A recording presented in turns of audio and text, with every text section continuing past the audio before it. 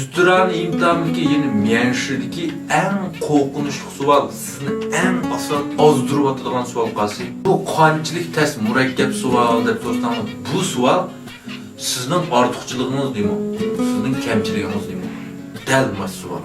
Qarmaq nayt oddiy voy menda qandaq bir test sual ki deb o'ylayaptimi deb o'ylaganimiz uchunlar mumkin. Lekin mas sual en azdırdıgan sizin en nemqishqa o'rakka tushirib o'tirgan savol dalmas savol. Endi bu yerda maydonga kirdi 13 komissiya bizga qarab turibdi. Sizning kamchiligingiz nima deb so'ragandan keyin siz chiqiblar men xizmatni bak so'ymayman, bo'lsa erkin ishligim bor, ism boshqurishib bo'ysunmayman, u demek tügeçtiniz.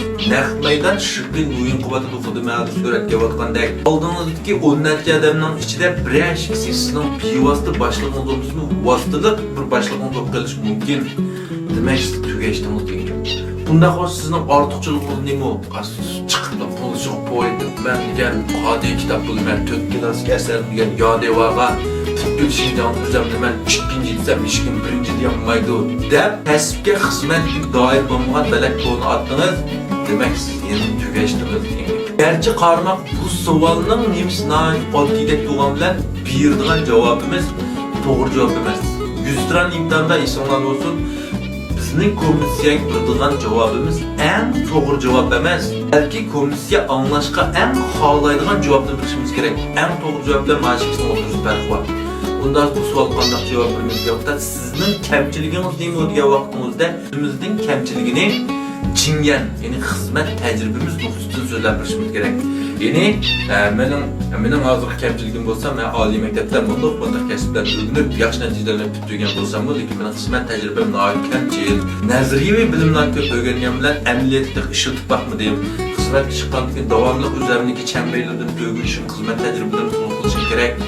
Qandaq javob beramiz? Bunda biz ortiqchiligimizni so'zlaganda shingo mijoz xarakterini so'zlaymiz. Voy men nihoyat uchiq bel, chiqishqa, boshqalar bilan nihoyat oson chiqisha olmayman, cho'nglarni, ustozlarni hurmatlayman, huquqlarini so'rab o'rganaman. Andaq mandaq javob beramiz. Anotni to'xtatira. Ma'g'uy xil pulga o'xshaydi bizning tarafga qo'yimiz menda. Men shu anotni numara olaymiz. Men shu ekan yeni bir 3-muhimlikda dal notiqlik. Albatta, men shu kirgan vaqtimizda menmu hozir so'zlagandek erkin so'zlay olishimdan doim. Shuning uchun biz ko'p mashq qilishimiz kerak. Qancha yolib ketsa, bir narsa shuncha erkin so'zlaydi.